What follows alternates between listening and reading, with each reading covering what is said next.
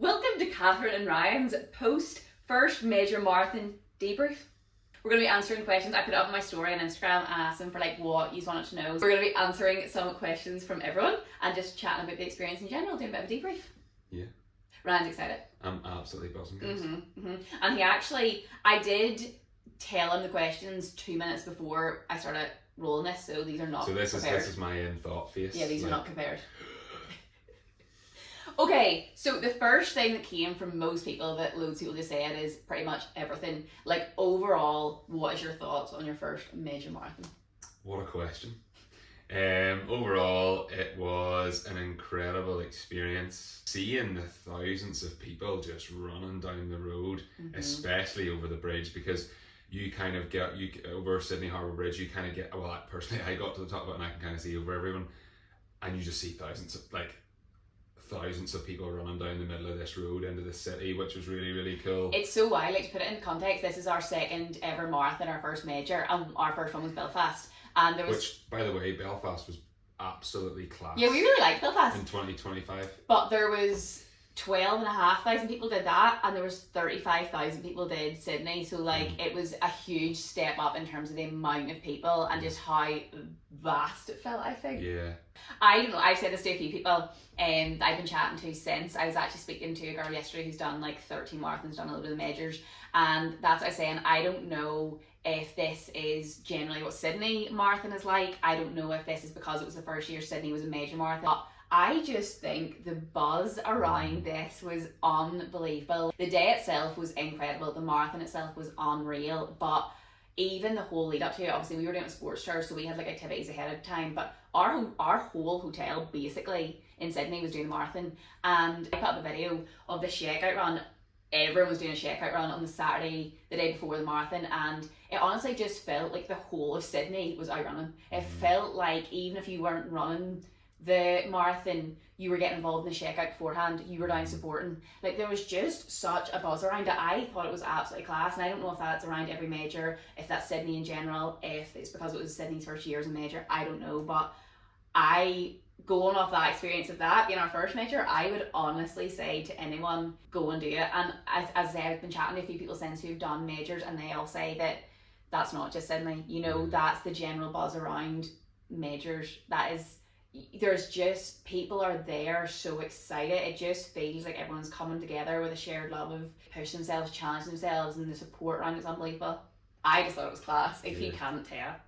The finish at the harbour is, absolute dream stuff. I can always remember, maybe I'm old enough to remember the Sydney Olympics, and I can remember vividly the Opera House and the bridge, and that being the first thing that was on the coverage every night, and that was just amazing to finish at. And then getting your medal and chatting to everyone after. And then I met, my close personal friend, Ollie Marchand. Ryan met one of his favourite people online, Ollie Marchand, and he was like, oh my god. I was just sitting, this was after we finished the race and our legs just seized up. We were just sitting on the ground, decompressing, and all I hear is Ryan, Ollie mate. And he starts chatting to me because he saw what passed, and then that was fine, he talked for a bit, and then Ollie walked away, and Ryan was like, no, Catherine, I don't do this, but actually, I want a photo. And he's like, no, I'm not going to do it. And I was like, well, you just spoke to you, go for a photo. So we went over and got a photo. I think Ryan was more excited about that than just completing Sydney Marathon. That is cool. There's lots of really cool people also doing the marathon. But you know what? there was actually points in it where I said to Ryan, I started to choke up. I actually started to get emotional, and then I actually felt I couldn't breathe. So I was like, because you just feel like you're surrounded by unreal people. I know some people are going there for a time, and I know some people are really pushing it, and there's loads of different people doing it for loads of different reasons, but you actually just see so many unreal people, and there's just such a buzz, such support. It's unreal. I would recommend it to anyone. I really would. So, next one is from Sarah. How did you find jet lag, and how did you manage it? We're going to have the most polar opposite answers here. I don't think so.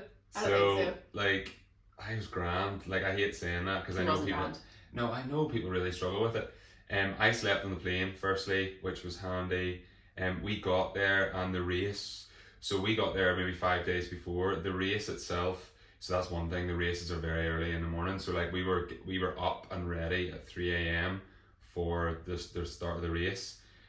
that's kind of the time that I adjusted myself to sleeping to for the first few days. So we just rolled with that and kept going with that. And then as the week went on, then, you know, we got more used to it. I think with jet lag, one of the things is just keep going. Like, don't let it get to you. I suppose if you speak about it getting to you, or it's gonna get to you. Whereas if you just kind of go, yeah, that's all part and parcel of it, you tend not to worry, and then especially on race day, you're just living off the buzz. So, but one thing I always want to be abundantly clear on, because I think it's maybe different because I get like messages, and I just never want anyone to think that we are indestructible. Like, jet lag just doesn't affect us or impact us like it does anyone else, because it does. See, at like 5 o'clock every day, we literally could barely keep our eyes open. See, for the first few days, like, see, when it hit 5 o'clock, we honestly were doing everything we could to just keep our eyes open. We absolutely were impacted by jet lag. We found the mornings so much better, which actually worked so well for the race, because it was at 6:30 in the morning. We were able to like get up, go out and like feel good. But in the evenings, we were shattered. I do think it is different in the context we were there for. We were very aware we were there for 2 weeks. So I think when you know you don't have that much time, you kind of want to make the most of it. We have never been to Australia before. We wanted to get the most out of it. So we were kind of in the mindset that we're only here for 2 weeks. Like, as much you can, push through. Do what you can, make the most of it. And also, I think because we were there for a marathon, because we had a performance goal in our head, again, you know, we put work in, we put training in for that. So we were, you know, you were kind of really aware that we're kind of like, look, show up where you can. You've put hard work to this point. You've put hard training into this point. Yeah, it might be a bit hard. You might be a bit tired here, but for the few days, like, where you can, like, you did in your training, push through, because you've worked hard for this. So I think. And we also rested up. Yeah. You know, we took the rest. We went out during the day, done plenty, and then took the rest when we needed to in the evenings. Stayed off the beverages. Yeah. So we didn't really drink until after the marathon. As Ryan says, like, we were in bed early. We pushed through, so we didn't nap as well. So we arrived. Took the first day. That took every ounce of strength. I said then, if I mean, like, it took every ounce of strength to not nap on that first day. Yeah. But I think that again was very important. Yeah. So we arrived early doors, like 6 a.m. actually, 6 a.m. So we stayed up that whole day then, and then we went to bed early. We went to bed at like 8:30. 9 maybe that first night. It meant that by the time we got to like 9:30, we were exhausted. We slept right through, and that kind of did help us regulate to just sleeping at that time, waking up at that time. That did help. Jess, what is harder, a marathon or Hyrox? This is such a hard question. Yeah. And you can only speak from a personal experience. Yeah, agree. So personally, I find a Hyrox harder, having done 3 Hyrox proper races now and 2 proper marathons now. The only thing I will say is, a marathon I have went and I have paced and I have enjoyed, and I have made sure that I was working at a pace that I could take everything in. I race a Hyrox, so I go out on the first run, probably coming off the first exercise, the ski, I am at the limit, and that's where I try to then stay for an hour. Whereas a marathon, you really only hit the limit. You should maybe only hit the limit, you know, with hopefully most 10k to go, maybe 5k to go. So it's kind of feels, it's, for me, they're totally different energy systems. Like, I kind of describe Hyrox as your scary heart rate zone, where, you know, if you tip over the edge, you're gone. Whereas a marathon, you're trying to keep it at that lower heart rate zone for a longer period of time, so it kind of builds more. Yeah. Hyrox just gone. Please survive. So I totally agree. This is completely personal preference, or well, personal experience. But I totally agree. I will say this to anyone, I have said it to people, my personal experience is I personally find Hyrox significantly harder. For me personally, I really do. I just find that even though that's significantly shorter duration, exactly as Ryan says, I find that you just basically from the get-go spike your heart rate. Now, that's a whole thing to pace in your Hyrox. Something I've done really well, something I've done not so well in different races. Honestly, I do think you do spike your heart rate in the first 2 minutes of a Hyrox, but you want to try and control how much you spike it to dictate how the rest of your race goes. But regardless, you are maintaining for at least an hour a really high level, a really high heart rate, and a really high intensity although it's a shorter period of time, I find the shorter period of time much harder and much higher intensity and harder both physically and mentally. Yeah. Okay, we just got cut off with the storage of my phone. But what I was saying was, although I would definitely say for me personally, Hyrox feels a lot harder. I want to be so clear that they are both so hard. Okay, from Nikki, do you think you'll now do more major marathons? Yes. Sorry, Mum. That's definitely an easy yes. Don't know when, don't know what, but that I say to anyone, doesn't need to be a marathon, doesn't need to be a half marathon. It could be a 10k, it could be a 5k, but do more races. Doing more events. Yeah. I even find it, I don't know why, but I don't necessarily like calling them races because it's just an event. It's just a class experience. And I think, to be honest, the thought of it being a race is what put me off it for so long. Because what was I not like the first time we did our first run event, which was like April last year? I was honestly petrified the morning of it. Like, even driving down, I was like, Ryan, everyone's wearing like, you know, really fast shoes. I was like, look at everyone's shoes. I was like, these are like real runners, professional runners. And I think the thought of that is what put me off for so long. So that's why I almost didn't like calling them races. Even that's what they're called. And you're only racing yourself. Don't even need to race it, you can just enjoy it. But I say to anyone, see if you're on the fence about any distance, any sort of run event, just go to one and support. And I mean it, you will book one.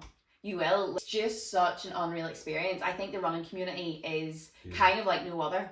And that's coming from a gym gal through and through. Yeah. I kind of think the running community is like no other. I think it's so supportive. I think people are class. I think everyone is willing each other on. I think it's such a buzz. I think it's great. I really do. Yeah, the likes of the marathon, whenever you're chatting to everyone, you kind of know how difficult it's going to be. Yeah. So everyone is just, it's kind of like you're just celebrating and cheering on everyone because you're like, well done if you finish. Like, even if you don't finish, well done for getting here. You know, the people are really, really, really nice. Yeah. Like, I played, like, from like a sporting background, it was I would have been very competitive with myself and with other people, and it's just not like that, which is really nice. Yeah. Really, really, really, and like, but definitely something that I would lean more into now. What we're also loving, I'm also saying to people, is see between Hyrox and marathons, it's such an unreal way to see different places. Yeah. We're really enjoying, like we did Copenhagen for Hyrox. We've now done, you know, Sydney for the marathon. We're doing like Madrid here for Hyrox. And hopefully if we can do more majors, it's just a really great way to also see new places and explore the world more. So absolutely for me. Definitely agree. So now from Grace, top things to do in Sydney that are not marathon related. I love that. Coffee's just class. So just dander around and go for coffees. There's everything that we would kind of want. So yeah, there was we stayed right, and we were really fortunate to stay like right in the city centre. So you had all like really nice shops, you had really nice places to go for coffee. You could jump on a bus or a tube and be at the beach in 15 minutes. Over in Bondi, you were right beside Darling Harbour. You get boats to different places, go for lovely walks. A really lovely place called Surrey Hills that had really nice like coffee shops and food and vibes. Yeah, my favourite things were just the walks we went on. We found out this, for me, mind-blowing information when we were there, right? Bearing in mind the size of Australia, which I knew was big, but I don't think I fully comprehended it either before we went. Fact check this. No, I'm not going to go into specific numbers, but basically there is nearly half the amount of people in London. Like, the population of London is nearly half the population of the whole of Australia.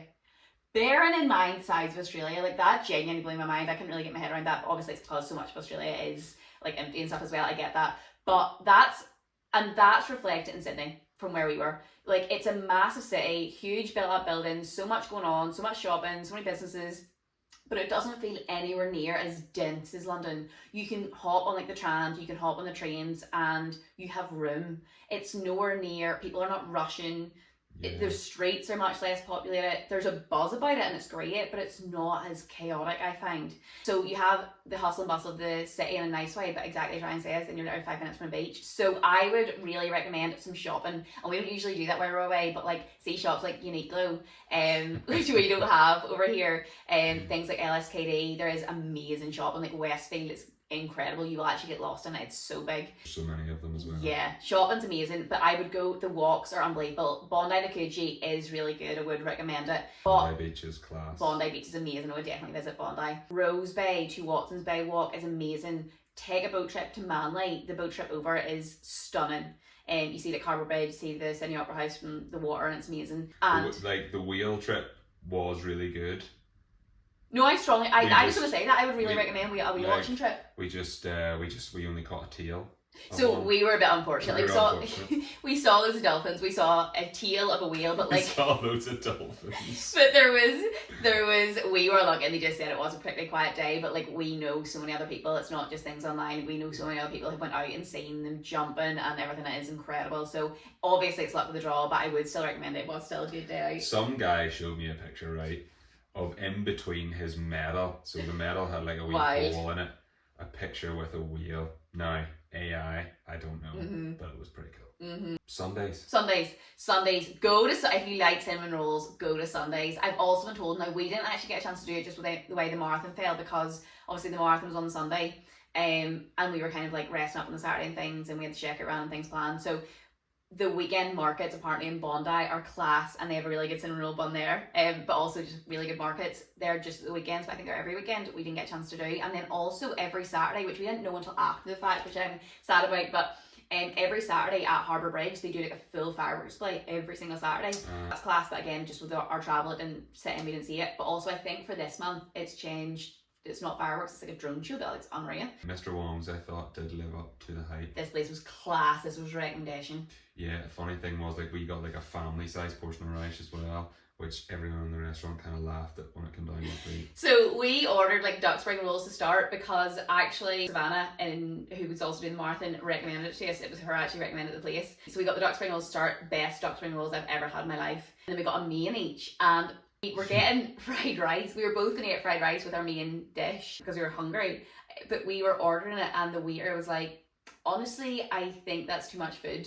And Ryan almost in his head took that as like a challenge then. I was like, Ryan's like, no, I can do it, because Ryan eats a lot. Ryan's like, no, I think go ahead with the large. So we got a large, thinking we would get a large to share. I seen the small come out, and I was like, that won't do, like.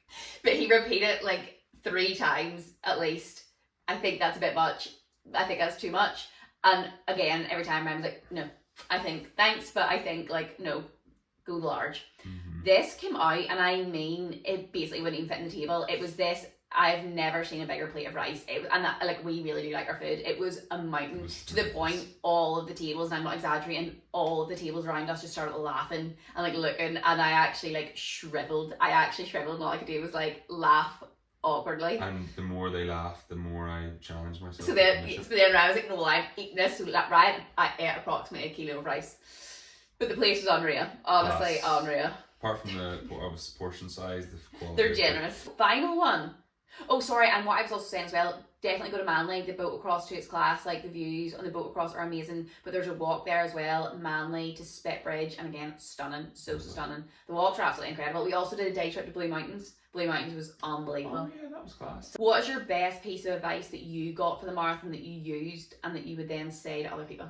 So I typically get very like competitive and like want to do my best, and will like murder myself to like do the best and achieve the thing. And we just got chatting to a few really nice people before the race, and who had done like loads of marathons, and they were just like, enjoy it, like all the training you've done is, you know, this is just like, this is the enjoyable bit, so just make sure that you take it all in, you look around, you smile, and that you soak up the atmosphere, soak up the sights. And yeah, I think that was the best piece of advice I got before it.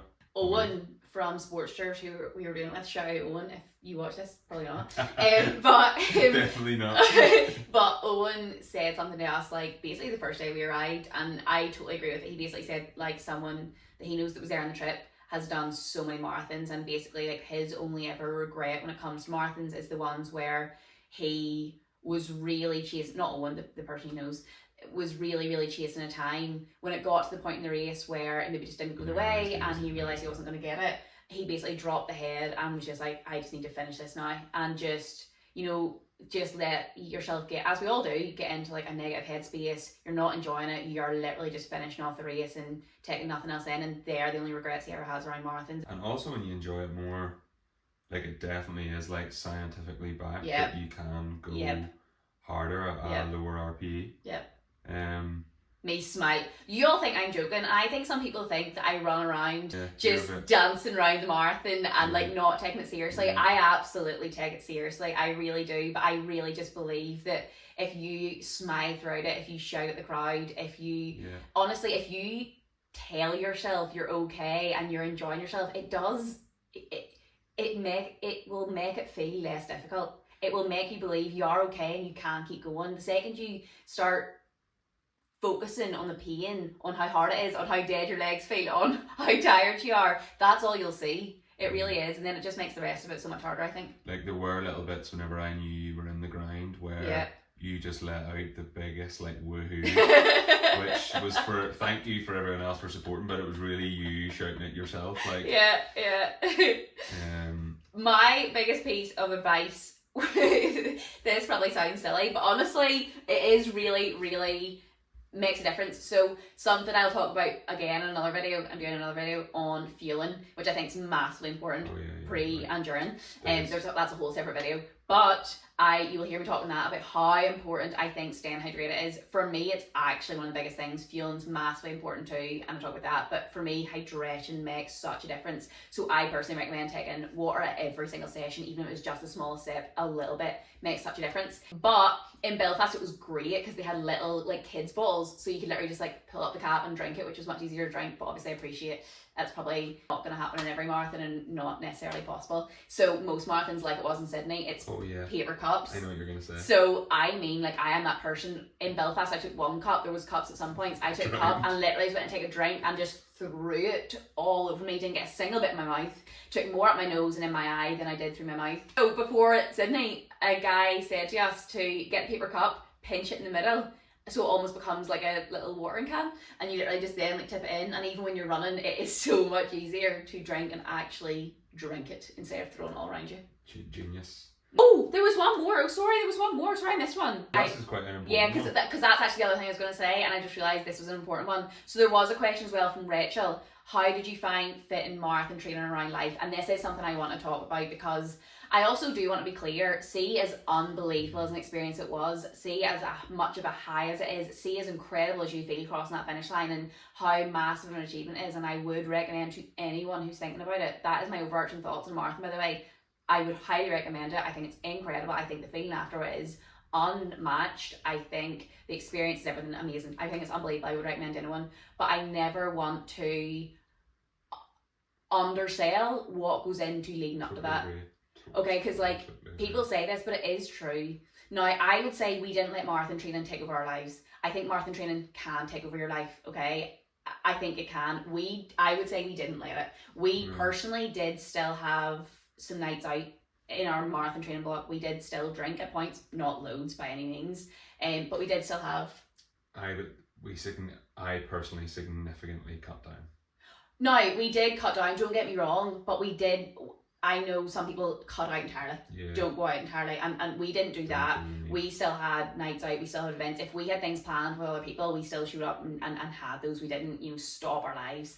But every Sunday I was doing at least 20k, anything between 16 to 34k for at least 6 weeks every Sunday, and depending on your pace, that just simply running alone, that can be hours, that can be anywhere between 2 and 5 hours depending on what your pace is. That's already a significant chunk of your day, but as I say to everyone, that's not what it is. Your run is not 2 hours. It starts the day stroke night before. Yeah, if your run is, even if your run is going to take you 2 hours, 2.5 hours, it takes up most of your day, because you kind of have to get up early. You have to have your carbohydrates at least an hour and a half before you go out. You have to fuel and let that digest before you go out. Then you have to kind of mentally prepare yourself. Honestly, you do mentally prepare yourself. Then you go out, you do the run, then you finish, and honestly, you actually need to sit for at least half an hour. Me personally, and most people I talk to, have to sit for at least half an hour, but usually longer, to honestly just decompress, honestly to just recover after it. And then you're refueling, you're showering, and it takes up most of your day. It does, most of your Sunday. And then equally, if you know you have that long run on the Sunday, it does impact what you then do on the Saturday night. You know, although we did have nights out, yes. See, if we had nights out, by the way, if I knew I had a night out on Saturday, I didn't plan my long run in for the Sunday. I'd find a way to do it on the Friday or do it on the Saturday morning before I went out, because you are setting yourself up to fail there. Yeah. You can absolutely still enjoy nights out, enjoy life and do things, marathon training, but don't plan your long run in after it, because it just, either it won't happen at all or it will feel horrendous doing it. Do you remember we had a deload week where we dropped down to like a shorter long run? I got 14k, I think. I got 14k. Yeah, it was 14k. I remember every second of it. Ryan went out the night before. I went out the night before, like went out unintentionally, and it wasn't good. Like 14k like I was like out heart rate 175 after about 100 meters, and it just climbed. It was awful. His mouth has probably never been drier in his whole life. Yeah. Training's hard. The training's the hardest part of it. It absolutely is. The long runs are long. The bit that I was gonna say prior was like, do it at a time, like especially if it's your first one. Like we've been fortunate enough, we've been training now for a wee while and built like capacity through Hyrox training and different things. So you were able to, like, you know, we done like a 12-week block. You might need a wee bit longer. I would say, being like really realistic about it, like if we were honest, like we started off, our first race was April 2024. We done a 10-mile race. Yeah. Then we done a half marathon and swore that we could never do a marathon. Yeah. Done a lot of training over the winter for a Hyrox, which then allowed us then to do a marathon. So like and even during that time, like we've both had injuries that we've had to deal with, and injuries are absolutely like part and parcel of it, to be fully expected. But to go from not running for a long time or never running before to then signing up to a marathon, like I'm all for doing really hard things, but don't get caught up in sometimes around social media you can see like people just say, just book it, just do it. Seriously consider like how hard it is. So like if you're going to be smart about it and you've never ran before, probably look to do a marathon like in a year and a half time and build to it. Is that Debbie Werner? No, not at all, but I would say I personally do think if you have a bit of a base of running, I do think you could sign up to a marathon, follow a good training program and complete it. Okay, but I would agree with Ryan in terms of your longevity with running. Yeah, and enjoyment. As an enjoyment, although you could do a marathon, I do believe that, I would agree in terms of your longevity and your enjoyment. Taper it, right? Book a 5k event, book a 10k event, book a half marathon, and enjoy the whole journey. Hit every milestone along the way. You will build your body up to it better. You will hopefully prevent injury by managing your load and not doing too much too soon, and you'll get to feel all the highs on the way to the marathon and not just skip straight to the high of the marathon. So yeah, I think that's very good advice. Yeah, the runner plan was great. We both followed a running program, by the way, leading up to it. That's not an ad, that's not an affiliation. We both I really, really rate it. I say this to everyone. I really rate it as an app. I think it's really good at helping you to build an understanding around your paces. I think it's really good to challenge you in runs that you probably wouldn't do yourself.